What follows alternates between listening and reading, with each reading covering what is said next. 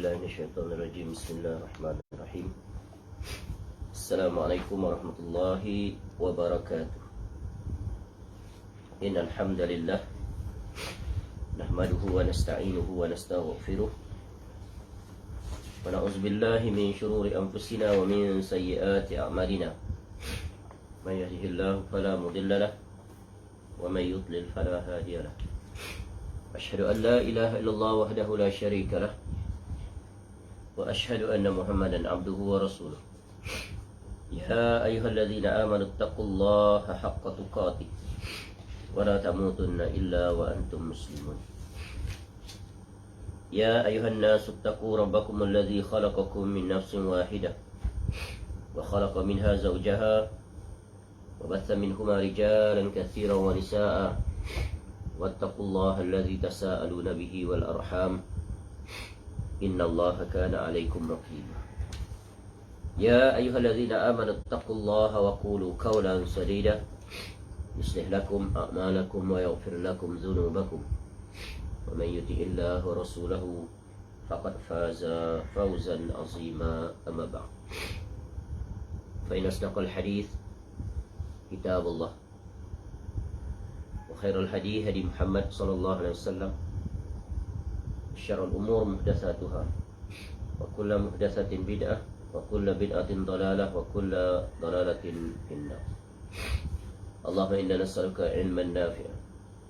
Ya Allah, kami memohon kepada Engkau ilmu yang bermanfaat, wa rizqan thayyibah, dan rezeki yang baik, wa amalan mutaqabbala, dan amal yang diterima. Alhamdulillah, kita bersyukur pada Allah SWT dapat kita bertemu pada hari begini untuk kita bersama-sama talabul ilm dengan mengambil faedah daripada sebuah kitab kecil yang bertajuk itu Sirah Nabi SAW,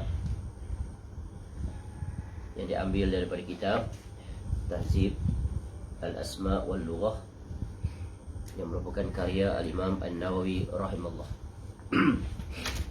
Yang mana kitab ini dalam bahasa Arab diberi nama Tahzib As-Sirah An-Nabawiyah min kitabi Tahzib Al-Asma'i wal-Lughat. Ta'lif Al-Imam Abi Zakaria Yahya bin Sharaf An-Nawawi Ad-Dimashqi rahimallahu ta'ala. Sebelum kita memasuki apa yang terkandung dan dipaparkan oleh Al-Imam An-Nawawi rahimahullah di dalam kitab kecil ini, kita akan mulai memasuki pengantar terlebih dahulu oleh pentahqiq kitab ini. Dan kitab ini kandungannya dimulai dengan kata pengantar oleh iaitu Dr. Saleh As-Sadlan. Kemudian dimulai dengan mukadimah oleh muhaqqiq kitab ini iaitu Khalid bin Abdul Rahman bin Hamd Asy-Syai' hafizahullahu ta'ala. Jadi untuk memulai kitab ini, kita akan mula membacakan mukadimah daripada pentahqiq kitab ini. Pentahqiq kitab ini, kerana di situ akan tergambar seluruh hal yang terkait tentang apa yang terkandung di dalam kitab yang akan kita pelajari ini, iaitu Tahzibus Sirah An-Nabawiyah min kitabi Tahzibil Asma'i wal Lughat. Kemudian selesai dalam beberapa, barangkali dalam 2 siri penjelasan mukadimah pentahqiq kitab ini, hafizahullah ta'ala, baru kita akan memasuki isi kandung kitab As-Sirah An-Nabawiyah ini. Baik, kitab kitab yang akan kita guna sebagai rujukan dalam kuliah ini adalah kitab terjemahan, iaitu Sirah Nabi SAW, yang diterbitkan oleh Pustaka Ibnu Umar, yang mana kitab ini sebuah kitab kecil yang terdiri daripada 114 muka surat, dan kitab inilah yang akan kita rujuk. Baik, adapun kitab Arabnya bolehlah di-download di dalam internet, cari type di situ Tahzibus Sirah An-Nabawiyah min Kitabi Tahzibil Asma'i wal Lughat. Ya, maka kita akan temui, maka bolehlah di-download. Baik, hubungan saya dengan kitab ini, yang akan menghuraikan kitab ini adalah, ya, untuk makluman yang mengikuti kuliah ini, kitab ini telah saya pelajari alhamdulillah, ya, ketika mana menghadiri yaitu daurah ilmiah pada bulan Ramadan ya, di Pondok Pesantren Al-Furqan Sidayu Gresik, Indonesia, ya, Ma'had Al-Furqan Al-Islami, pada tahun 1438 Hijrah, bersamaan dengan tahun 2016 Masihi. Jadi sekarang tahun 2023. Jadi telah beberapa tahun berlalu, 6 tahun yang lalu, alhamdulillah saya telah mempelajari kitab ini sebahagiannya semasa, ya, daurah Ramadan selama 20 hari. Ya, pada daurah tersebut dipelajari beberapa kitab, yaitu 2, 4, 6, 7 kitab. Dan ya, bagusnya, ya, Pondok Pesantren Al-Furqan ini setiap tahun diadakan daurah ilmiah, daurah syar'iyah pada setiap bulan Ramadan selama 20 hari. Ya, sedikit pengenalan tentang tempat pesantren yang saya pelajari ini, yaitu diadakan 2 daurah serentak. Satu daurah khusus, yaitu daurah bahasa Arab, mempelajari kitab Mukhtarat. Kalau dulu juga pada masa yang sama ada 2 kelas, satu pelajaran Mukhtarat asas, satu lagi pelajaran Mulakhas, peringkat yang lebih atas. Ya, tetapi sekarang cuma diadakan kitab yaitu Mukhtarat yang disusun oleh mudir Ma'had Al-Furqan, yaitu Al-Ustaz Aunur Rafiq hafizahullahu ta'ala. Yang istimewanya adalah daurah syar'iyah itu jadi ajarkan berbagai kitab selama 20 hari oleh para asatizah di situ, dan besar sekali faedahnya. Dan disitulah di antara tempat yang saya belajar, yang mengikuti daurah-daurah pada bulan Ramadan, di mana, ya, banyak sekali faedah yang dipelajari. Dan pada daurah ini, ya, saya telah mempelajari beberapa kitab. Di antaranya adalah, ya, tadi saya sebut ada 7 kitab.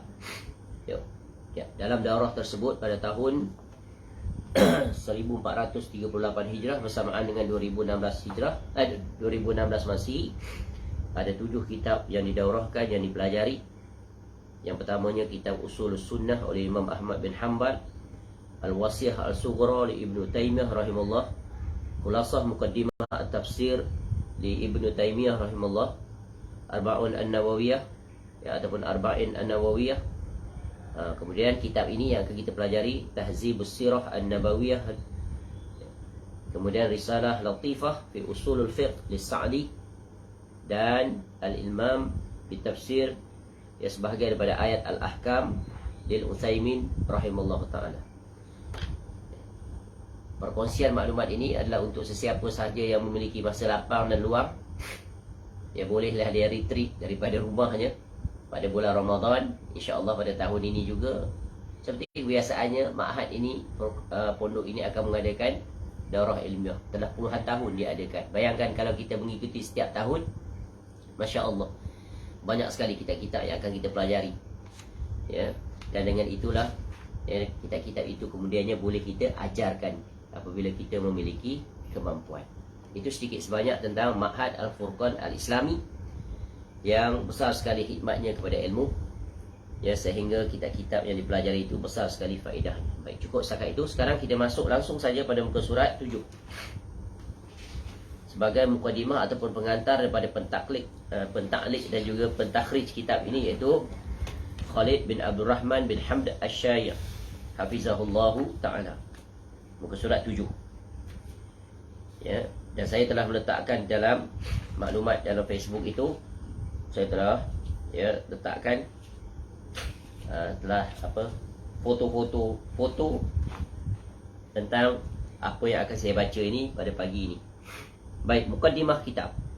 Sebelum kita memasuki intisari kitab, dan ada beberapa mukaddimah awal. Satu mukaddimah daripada pentahqiq kitab ini. Kemudian selesai, ya, barangkali dalam 2 siri. Kemudian akan disusuli dengan pengenalan biografi Al-Imam An-Nawawi rahimahullah. Kemudian barulah kita akan memasuki tentang biografi Nabi SAW yang dipaparkan oleh Al-Imam An-Nawawi, yang diambil daripada kitabnya yang lebih besar, iaitu Tahzib Al-Asma' wal-Lughah. Sebuah kitab yang sangat indah, menjelaskan tentang apa?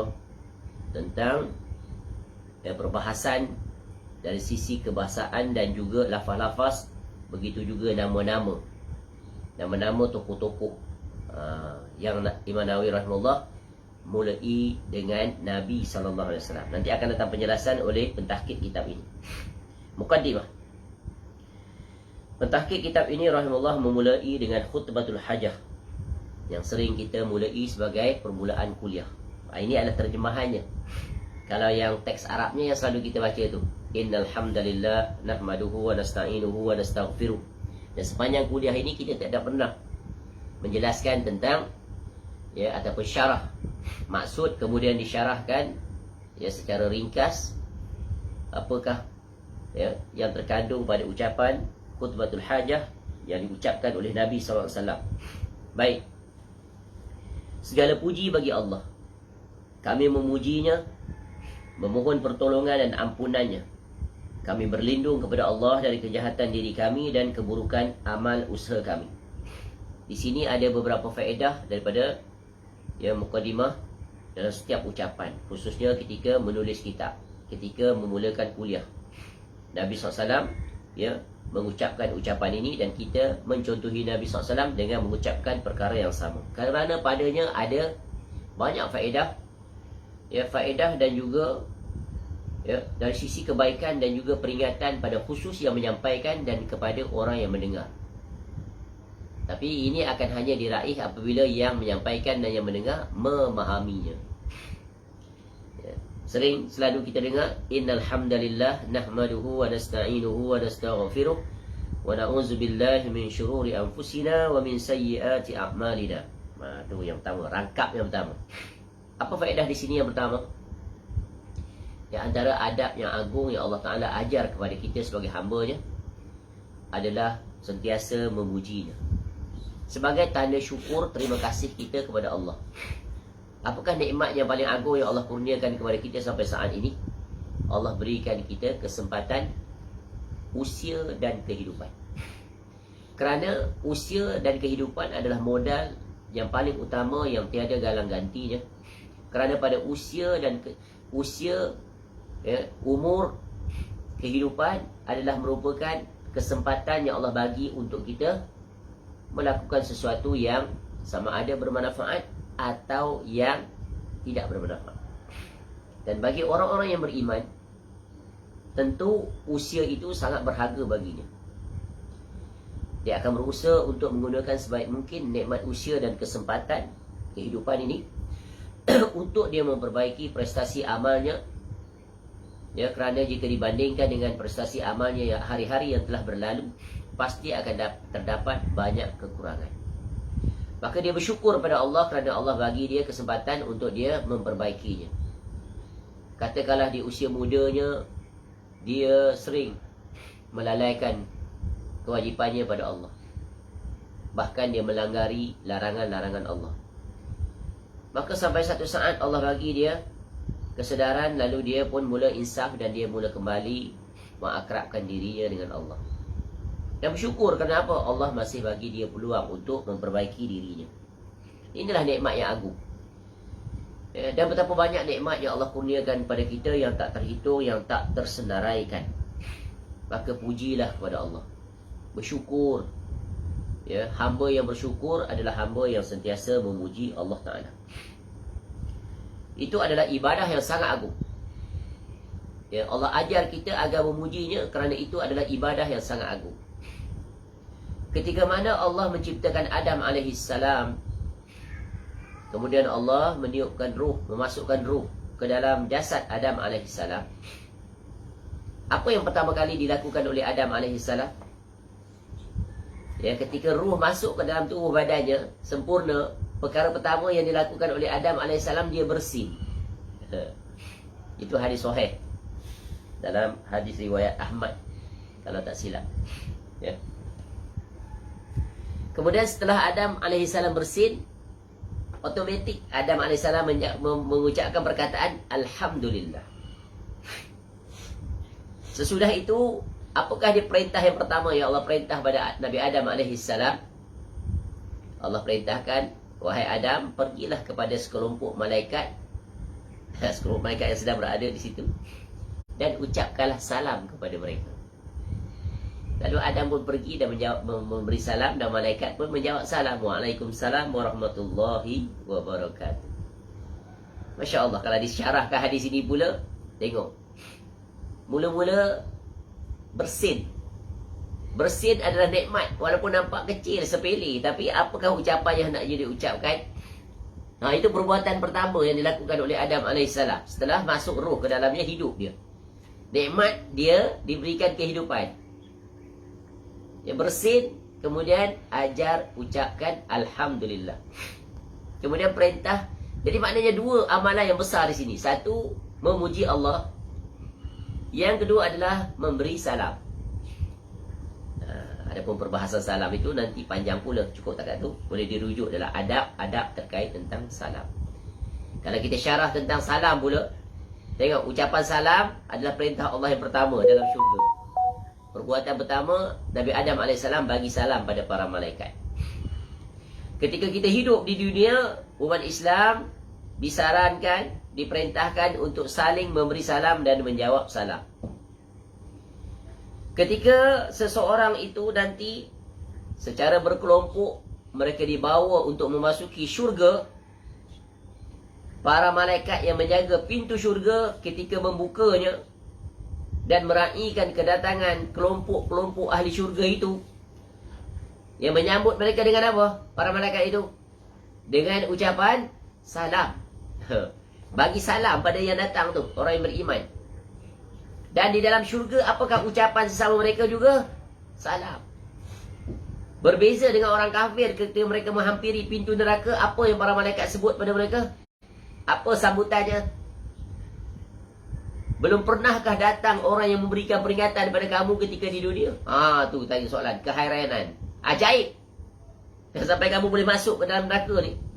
Tak pernah ada ke orang datang beri peringatan? Sebagaimana Allah sebut dalam surah Az-Zumar dan beberapa ayat yang lain.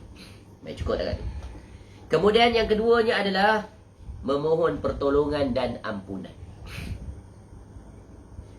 Ya. Kerana apa?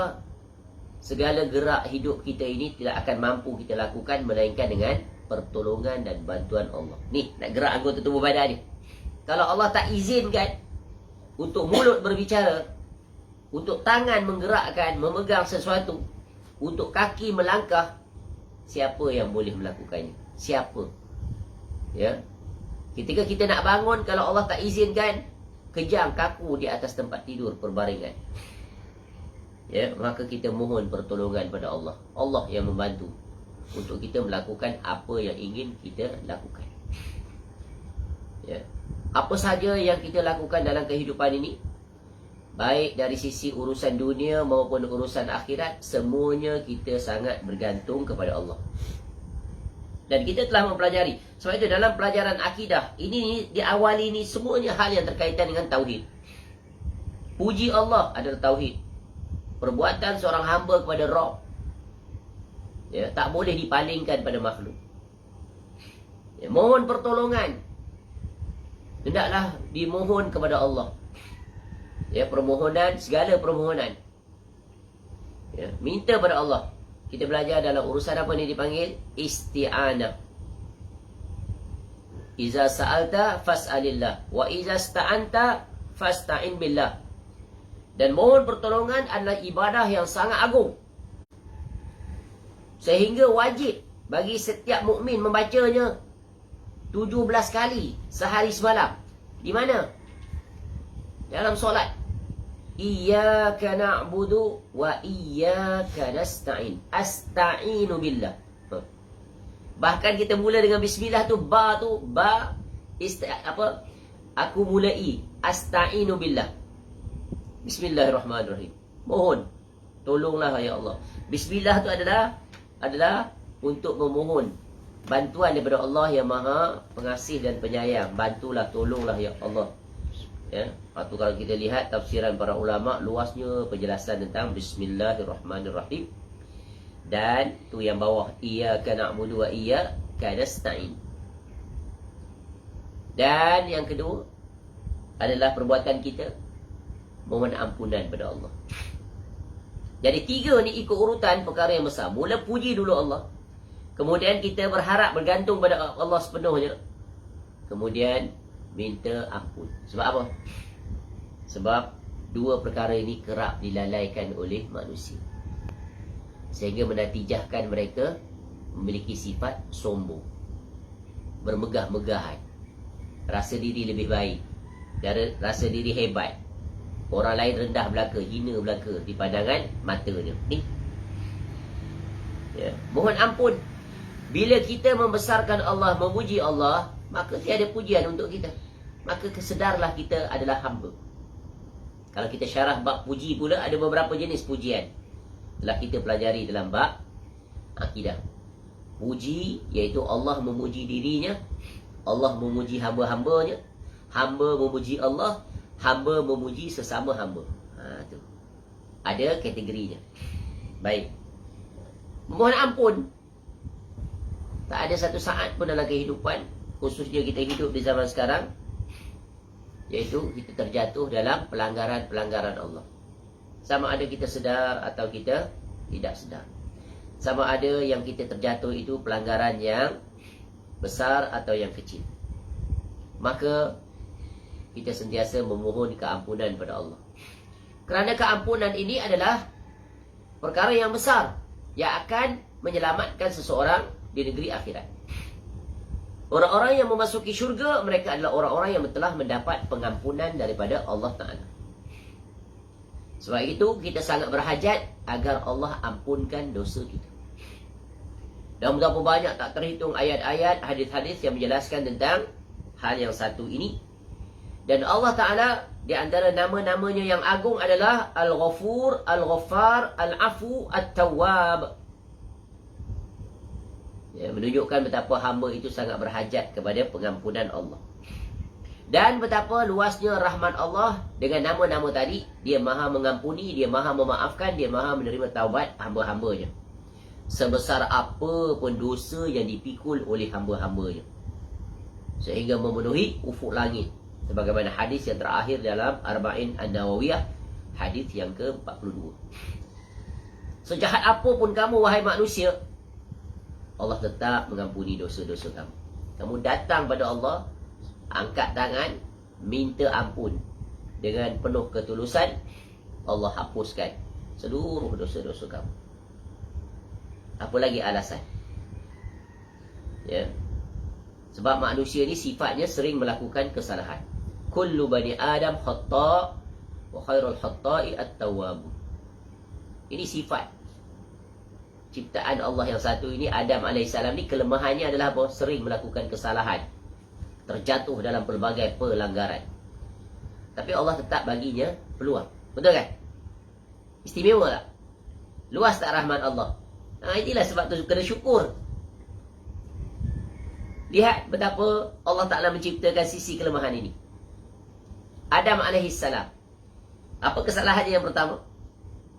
Iaitu terlanggar perintah Allah, peringatan Allah. Jangan hampiri pohon itu, pohon al-khuld. Tapi syaitan, iblis dengan liciknya, ya, dengan strateginya yang sangat halus, berjaya, ya, menipu daya Adam AS dan isterinya hingga terlanggar perintah itu. Jadi perjuangan pertama, perlawanan, pertarungan pertama di antara iblis yang hasad dengan Adam AS, pendatang baru ahli syurga, iaitu kegagalan. Kalah dalam pertarungan yang pertama, dimenangi oleh iblis. Memanglah iblis dia well experienced. Dia duduk syurga berapa lama? Tahu selok belok. Adam, pendatang baru. Masih belum banyak pengalaman. Terjatuh, tergelincir. Jadi kejayaan pertama dimiliki oleh Iblis. Namun Iblis dapat dikalahkan kembali. Rupa-rupanya Adam AS dapat mengatasi Iblis lebih hebat, lebih pandai, lebih bijak. Bagaimana? Begitulah Allah ilhamkan pada Adam AS bersegera memohon keampunan pada Allah. Rabbana zalamna anfusana wa illam taghfir lana wa tarhamna lanakunanna minal khasirin.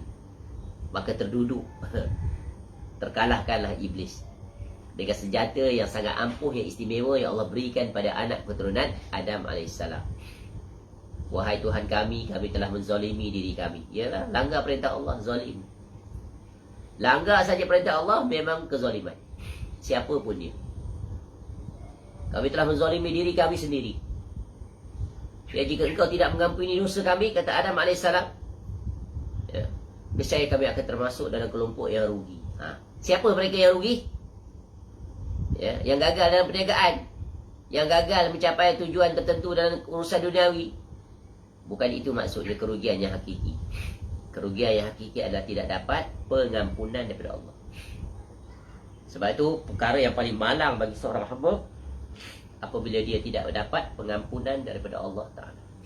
Sebab itu Nabi SAW menyontohkan pada kita agar setiap hari, sehari semalam, dia memohon keampunan pada Allah. Nabi SAW sendiri menunjukkan contoh. Alhamdulillah. Berapa banyak? Berapa kali Nabi SAW istighfar? 70 hingga 100 kali. Sehari. Sehari semalam. Padahal Nabi SAW maksum, telah diampuni dosa dulu, sekarang nak akan datang. Dan Nabi SAW tak langgar perintah Allah, baik yang kecil maupun yang besar. Adapun kita tak terhitung. Ya. Sebab itu syariat agama ini Nabi SAW ajar kita, setiap selesai solat istighfar terlebih dahulu.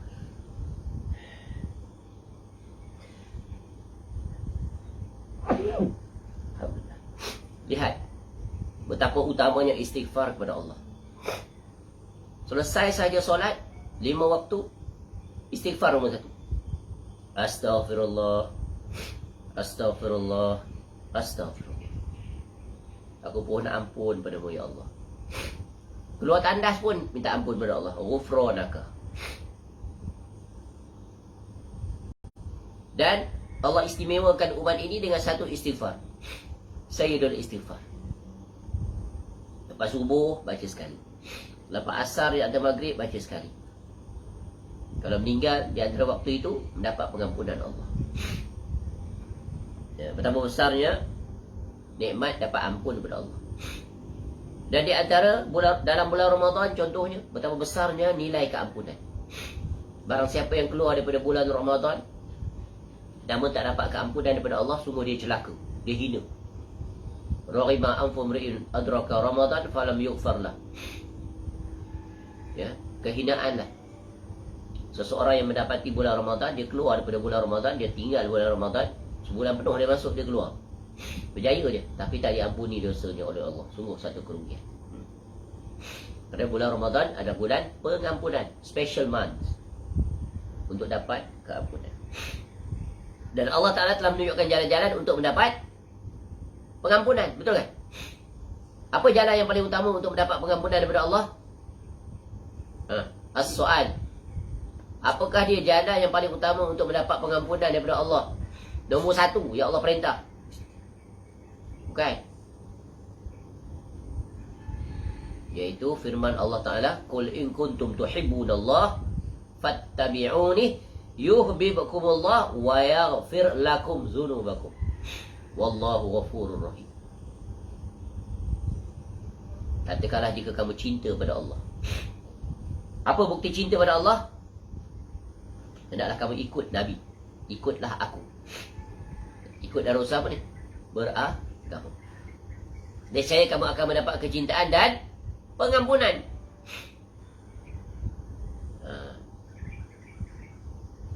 Bapak dua perkara. Ikut Nabi SAW dalam beragama, maka dapatlah pengampunan dan kecintaan. Dan Allah dia maha mengampun, maha penyayang. Cukup tak kata panjang ni kalau nak syarah bab ampunan Allah.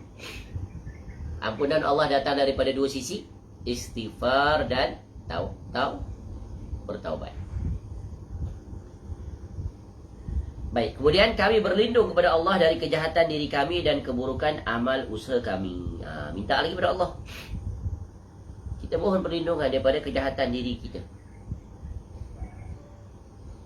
Asbab perbuatan kita itu, kejahatan itu kadang-kadang mendatangkan mudarat bukan hanya pada kita, pada orang lain, betul kan? Betapa banyak manusia yang melakukan kejahatan dan kezoliman pada orang lain, yang Allah Ta'ala melarang. Terkhusus dari sisi kejahatan lisan. Betapa tajamnya lisan ini, lebih tajam daripada mata pedang, sehingga boleh membawa kepada kebinasaan, kerosakan, huru-hara dunia, menyebabkan orang terzalimi. Bahkan yang paling mengerikan, menyebabkan terbatal keislaman, kejahatan lisan, ya. Dan keburukan amal usaha, ya. Buat beramal tetapi dengan harapan dapat pahala, dengan harapan dapat redha daripada Allah, tetapi bila berdiri di negeri akhirat, wa qadimna ila ma amilu min amalin faja'alnahu haba'an mansura.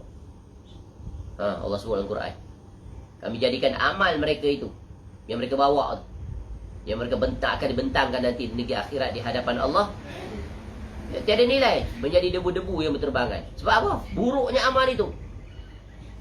Apa makna buruknya amal? Iaitu dilaksanakan amal yang dianggap amal soleh, rupa-rupanya tak soleh. Kenapa? Tak terpenuhinya padanya syarat. Berbuat amal itu ada syarat. Apa syarat melakukan amal? Amal ibadah ni apa syarat? Dua syarat. Dan yang ajaibnya dua syarat ini terkandung dalam kalimatut tauhid, kalimah syahadatain. Asyhadu an la ilaha illallah, syarat pertama. Ikhlas lillahi ta'ala. Yang ini tiada masalah umumnya, lazim. Yang masalahnya yang kedua, syarat. Wa asyhadu anna Muhammadan abduhu wa rasuluh. Dia beribadah kepada Allah tidak mengikut cara yang dicontohkan oleh Nabi SAW. Sebab dia tak faham. Ini pentingnya ilmu. Apa makna Rasul itu, apa makna? Abdun itu adalah Nabi SAW seorang hamba. Faham? Macam kita manusia, hamba. Memiliki sifat manusiawi. Makan, minum, tidur, bangun, berkeluarga, senang, susah, sakit, sihat, takut, berani, macam-macam. Abdun. Tapi spesialnya Nabi SAW, abdun la yu'bad.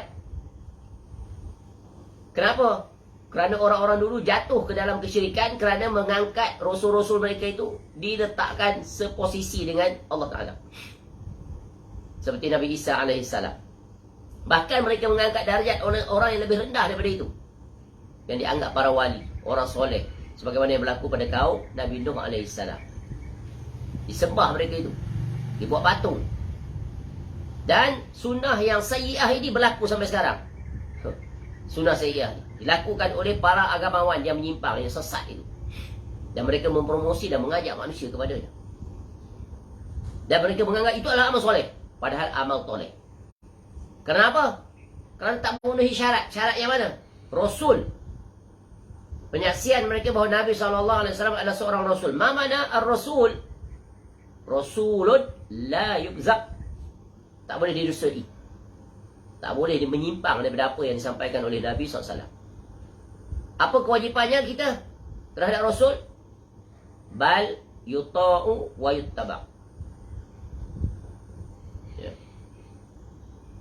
Ta'at dan ittiba'. Ini dia. Jelas. Syarat ibadah itu ikhlas lillahi ta'ala. Dan ibadah itu mesti ada asalnya, mesti ada sumbernya. Dan ia adalah ibadah yang telah diperintah, dicontoh oleh Nabi SAW. Dan betapa banyak manusia menyimpang daripada sisi ini. Mereka mengadakan pelbagai amal-amal yang mereka anggap itu adalah amal soleh. Padahal bukan. Amal yang direka oleh para agamawan yang mereka jadikan ikutan. Alangkah ruginya. Sebab tu di sini disebut, ya, berlindung pada Allah dari kejahatan diri kita dan juga keburukan amal usaha. Kerana banyak manusia yang beramal, mereka beranggap akan dapat pahala, rupa-rupanya di negeri akhirat semuanya tak diterima oleh Allah. Rugi tak? Rugi. Menyesal. It's too late already. Not counted. Kena teliti. Sebab tu agama ini mengajar kita ketelitian dan kepastian. Ini bukan perkara kecil. Kalau dalam urusan dunia kita sangat teliti dan memastikan sesuatu kerja buat, apatah lagi urusan yang akan diperhitungkan di negeri akhirat yang satu ini, amal ibadah. Baik, cukup tak tu. Kemudian barang siapa yang diberikan petunjuk oleh Allah, barang siapa yang diberi petunjuk oleh Allah, maka tidak ada yang dapat menyesatkannya. Dan barang siapa yang disesatkan oleh Allah, maka tidak ada yang dapat memberinya petunjuk. Ini adalah, ya, apa dia ni? Syarat. Ini ada perkara yang besar, iaitu hidayah. Nikmat hidayah ni nikmat yang agung. Dan Allah dia adalah Al-Hadi, yang memberi hidayah. Ya. Sebab itu kita umat Islam ini, Allah ajar kita agar sentiasa memohon kepada Allah hidayah. Wajib 17 kali sehari semalam. Ihdinas siratal mustaqim. Maknanya kita ucap kepada Allah, aku pohon pada Engkau, berilah aku hidayah, petunjuk, jalan yang lurus. Sebut spesifik jalan yang lurus. Dan disebut apakah dia itu jalan yang lurus. Apa definisi? Apakah dia? Yang dimaksudkan dengan jalan lurus itu apa? Sebab semua orang mengaku di Islam ikut jalan yang lurus. Lurus itu apa maknanya? Lurus itu adalah siratal ladzina an'amta 'alaihim. Iaitu jalan yang mana mereka itu dikurniakan nikmat. Allah bagi nikmat pada mereka. Mendapat nikmat itu, apa nikmat yang mereka dapat? Berjalan di atas kebenaran. Apakah dia kebenaran? Qala Allah wa qala Rasul. Apakah dia qala Allah wa qala Rasul? Al-Quran was sunnah. Tapi nak berjalan di atas Quran dan sunnah ini bagaimana caranya? Bagaimana cara? Iaitu caranya Nabi SAW dan para sahabat. Mereka itulah kelompok yang dimaksudkan oleh ayat ini, yang diberikan nikmat. Tak cukup tak kat tu. Ini adalah dus. Buat ikut ni. Ada dun dia kat depan. Jangan pula ikut jalan, bukan jalan yang al-maghdub ad-dallin. Al-maghdub. Mereka yang dimurkai. Itu jalan menyimpang. Siapa mereka yang dimurkai?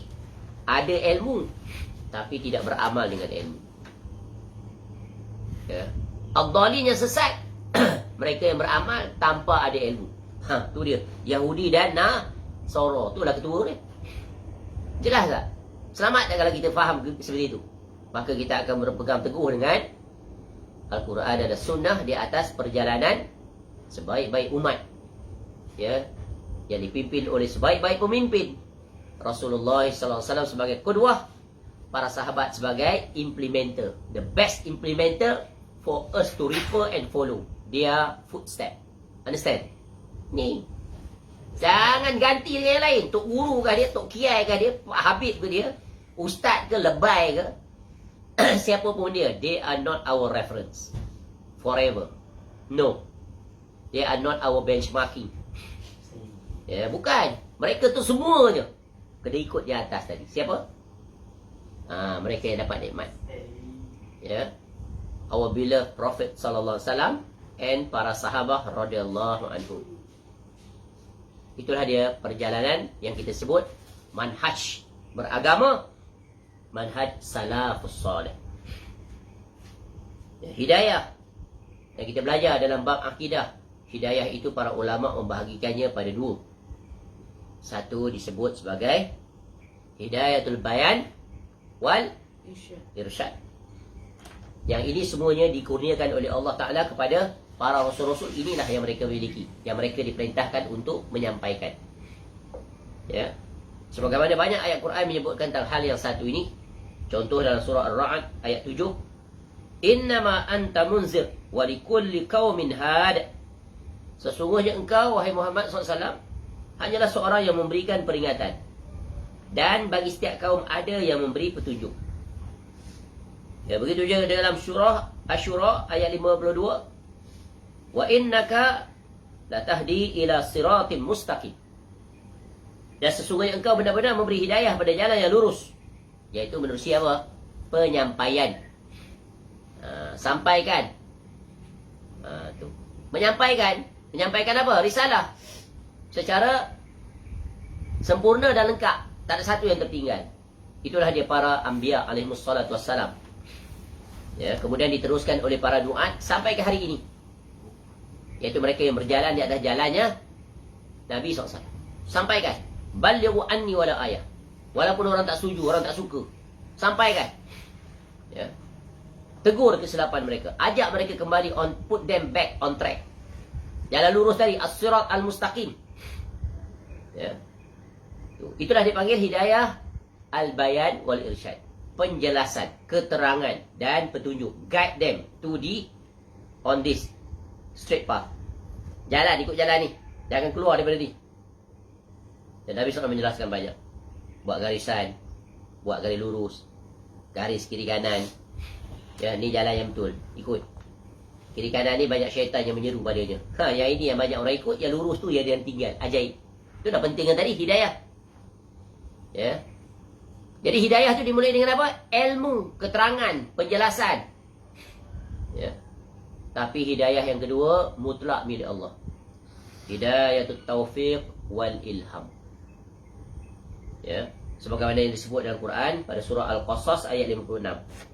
Innaka la tahdi man ahbabta walakinna Allah yahdi man yasha wa huwa a'lamu bil muhtadi.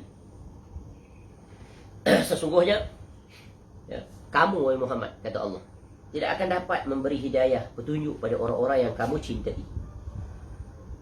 Ayat ini dituju pada Nabi SAW tentang siapa? Abu Talib. Kata Allah Ta'ala pada Nabi SAW, kamu tak akan dapat beri petunjuk pada siapa pun. Ya. Hatta terhadap orang yang paling kamu kasihi, kamu sayang, kamu cinta. Seperti Abu Talib. Tetapi Allah lah yang bagi petunjuk kepada orang yang dikehendakinya, dan Allah lebih mengetahui orang-orang yang mahu menerima petunjuk. Sebab tu mahal ni hidayah. Hidayah mana yang mahal ni? Yang nombor 2 tu. Betul kan? Hidayah alal Islam wa sunnah. Itu hidayah yang paling utama. Sebab itu Imam Ahmad rahimahullah berdoa kepada Allah, Allahumma ahyina alal Islam wa sunnah. Ni doa ni kena baca di zaman sekarang. Kerana banyak orang hidup atas Islam tapi mati di atas sunnah. Dia tukar. Dia hidup di atas Islam, dia hidup atas bid'ah. Macam mana? Sebab tu kena tegas, taukid. Allahumma ahyina wa amisna alal Islam wa sunnah. As-sunnah tu yang membezakan. Sebab Nabi SAW perintah hidup di atas sunnah, bukan atas bid'ah. Taraktu fikum amran lan tadillu ma tamassaktum bihi wa kitab Allah wa sunnatan Nabi sallallahu alaihi wasallam. Tu. Ya, hidayah ini sangat mahal. Dan hidayah inilah yang akan menyelamatkan seseorang menjadi nilai yang paling utama bila dia berdiri di hadapan Allah. Iaitu hidayah di atas tauhid, hidayah di atas sunnah. Ya. Keluar daripada aturan tu binasa. Jatuh kepada syirik, jatuh kepada bid'ah, khurafat, tahayul dan sebagainya, penyimpangan demi penyimpangan dalam urusan agama, sungguh ini satu kebinasaan yang sangat merugikan. Ya, ini perkara yang paling kita khawatir. Sebab tu kena berdoa kepada Allah. Sebab tu Nabi SAW ajar kita berdoa. Allahumma inni as'alukal huda wat-tuqa wal-afafa wal-ghina. Mula-mula sekali minta apa? Huda. Tunjuk. Maksudnya apa? Kita sedang merayu pada Allah. Ya Allah, please guide me. Show me. Put me on the right track. On your garis lurus yang kau perintahkan kami berjalan. Minta. Apatah lagi dengan keterbatasan pengetahuan ilmu. Betul kan? nak buat apa ni, pemilihan. Apatah lagi di zaman sekarang banyaknya penyeru-penyeru yang berbagai. Orang tu kata ni, orang tu kata itu, orang ini kata ini. Mana satu nak ikut ni? Ustaz semua ni. Nampak? Ni Tok Syekh ni. Ni Habib ni cakap takkan menipu. Takkan salah. Macam mana tu? Minta kepada Allah. Dengan segala keterbatasan. Minta kepada Allah. Sebab hidayah itu satu perkara yang sangat mahal yang dimiliki oleh Allah. Kalau kita tak minta, macam mana Allah nak bagi? Ya. Jadi ayat tadi itu adalah satu situasi yang sangat tragik, yang sangat menyedihkan Nabi SAW. Betul kan? Kerana ayat itu terkait tentang apa yang dialami oleh Nabi SAW menjadi pelajaran berguna bagi kita. Ya, ketika mana Nabi SAW mendatangi Abu Talib yang sedang berada di dalam keadaan apa? Nazak, nak meninggal dunia. Nabi SAW datang. Bapa saudara yang membesarkannya, menjaganya, yang menumpahkan sepenuh kasih sayang lebih daripada anak sendiri. Dan Nabi SAW seorang yang sangat mengenang jasa. Betul kan? Tetap berusaha untuk mendakwahi, pujuk bapa saudaranya agar menjadi seorang Muslim. Di kesempatan terakhir ini Nabi SAW tetap datang, tak bagi peluang. Ya, inilah kesempatan terakhir untuk Nabi SAW mendakwahi bapa saudaranya Abu Talib. Yang ketika itu ada juga dua sahabat Abu Talib, rakan sepermainan. Siapa? Iaitu Abdullah bin Abi Umayyah dan Abu Jahal. Pemuka orang-orang kafir musyrikin, penentang utama Nabi SAW di antara sekian banyak penentang. Ada juga. Ya.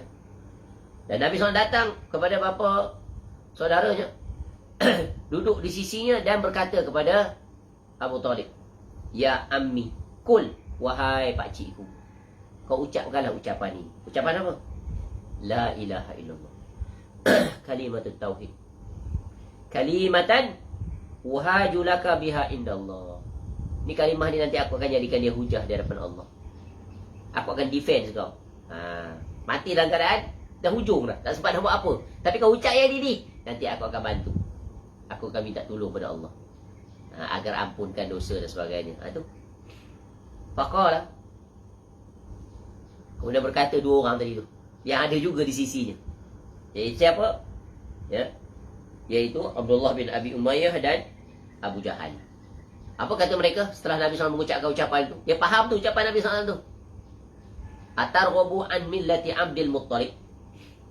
Ya, wahai Abu Talib, kamu benci ke kepada milah pegangan agama Abdul Muttalib?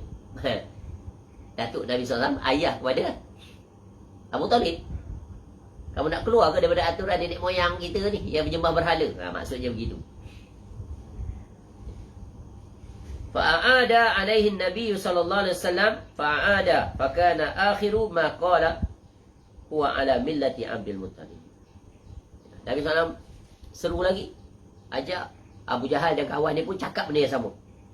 Maknanya silih berganti, saling berlawan, saling bertembung. Pertembungan di antara dua pihak. Satu ajak pada tauhid, satu lagi ajak kekal di atas kesyirikan. Ya, namun begitulah, akhirnya Abu Talib enggan mengikut ucapan Nabi SAW. Akhirnya dia mati dalam keadaan kafir. Lalu Nabi SAW pun bersabda, ya, sesudah peristiwa itu,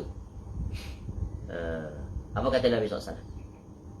Faqala Nabi sallallahu alaihi wasallam, la astaghfiranna laka ma lam anhu anka. Aku akan mohon pertolongan, minta kepada Allah agar engkau diampunkan.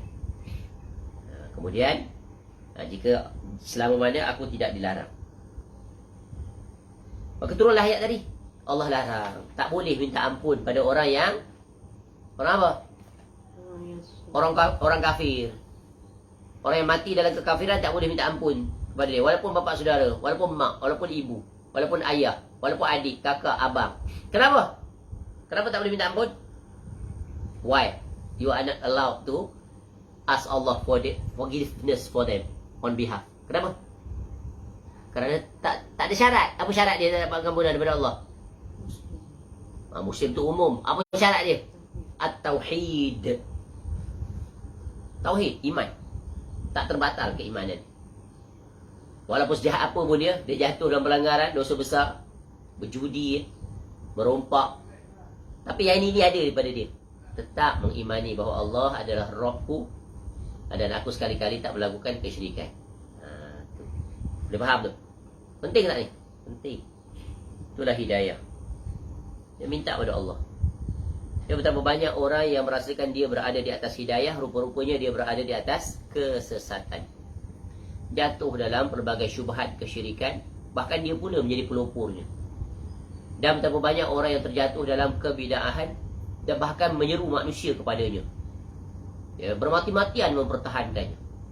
Alangkah ruginya orang-orang seperti itu. Ya. Mereka meninggalkan sunnah Nabi SAW yang tak terhitung banyaknya. Mereka ganti dengan bid'ah-bid'ah yang sulit untuk dilakukan. Alangkah ruginya mereka itu. Ya, mereka pasti akan menyesal nanti apabila mereka berdiri di hadapan Allah di negeri akhirat. Awal-awal lagi mereka akan dihalau dari telaga Nabi SAW sebelum melangkah melalui titian sirat. Bagaimana nak masuk syurga kalau terjatuh ke dalam kebid'ahan? Kerana kebid'ahan membawa pada kesesatan. Baik, cukup setakat itu dulu perenggan pertama. Maknanya akan banyak siri. Jadi bersabar. Ya, dan ini adalah poin yang penting untuk kita jelaskan supaya kita selamat.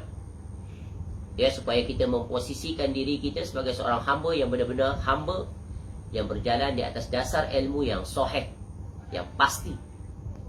Ya. Daripada kesimpulan perenggan yang pertama ini, khutbatul hajah, iaitu tentang penegasan, penegakan, pengikraran tauhid al-uluhiyah, iaitu perbuatan hamba dalam menunaikan hak Allah Ta'ala dari sisi memujinya, memohon pertolongan, memohon keampunan dan memohon perlindungan. Isti'azah. Kita dah belajar lah dalam bab tauhid tentang 3 minta kepada Allah. Apa dia? Isti'anah, isti'azah, istighatsah. 3 ni. Yang ini ni banyak manusia terjatuh dalam kesyirikan ni dan kebid'ahan. Ini 3 ni. Di zaman sekarang tak terhitung. Minta pada makhluk mati, menyeru orang-orang yang dianggap memiliki keistimewaan. Bahkan yang hidup pun dia melampaui batas, sehingga meletak posisi mereka itu setaraf dengan Allah. Bayangkan. Sehingga mereka itu memiliki hak untuk membawa pengikutnya ke dalam syurga. Sampai tahap tu punya rosaknya manusia bila tidak mengikut petunjuk Nabi sallallahu alaihi wasallam. Tu. Sebab tu ya, dalam khutbatul hajah ni bahagian yang seterusnya nanti akan datang. Betul kan? Fa in asdaqal hadis kitabullah wa khairal hadi hadi Muhammad sallallahu alaihi wasallam. Dan banyak manusia menyimpang daripada itu.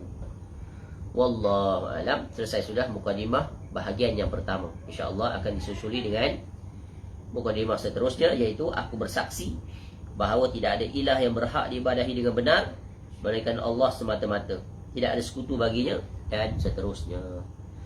Wallahu a'lam. Subhanakallahumma wa bihamdika asyhadu an la ilaha illa anta astaghfiruka wa atubu ilaik. Wassallallahu ala nabiyyina Muhammad wa ala alihi washabbihi wasallam. Wa akhiru da'wana alhamdulillahi rabbil alamin. Assalamualaikum warahmatullahi wabarakatuh.